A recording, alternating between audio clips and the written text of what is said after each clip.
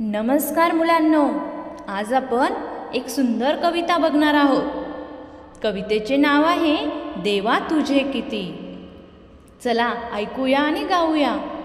देवा तुझे किती सुंदर आकाश, सुंदर प्रकाश सूर्य देतो.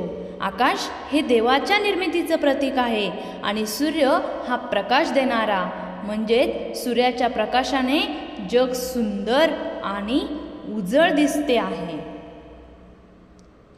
सुंदर चांदण्या चंद्र हा सुंदर, चांदणे सुंदर पडे त्यांचे. चंद्र आणि तारे हे रात्रीच्या आकाशात चमकणारे सुंदर तारे आहेत आणि हे तारे काय करतात तर रात्रीच्या वेळेस सौंदर्य वाढवतात, म्हणून चांदणे सुंदर पडे त्यांचे. सुंदर ही झाडे सुंदर हे पाखरे, किती गोड बरे गाणे गाते. पक्षी आणि झाडे हे निसर्गाचे सुंदर घटक आहेत. पक्षी गोड गाणे गातात, तर झाडे आणि फुले निसर्गाला सुंदर करतात. सुंदर वेलींची सुंदर ही फुले, तशी आम्ही मुले देवा तुझे.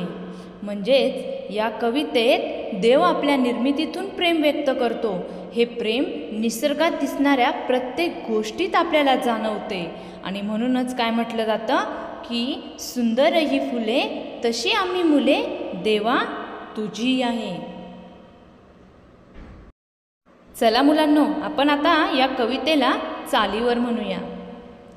देवा तुझे किती सुंदर आकाश, सुंदर प्रकाश सूर्य देतो.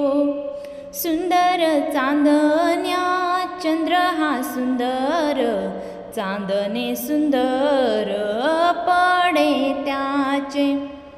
सुंदर ही झाडे सुंदर पाखरे, किती गोड बरे गाणे गाती.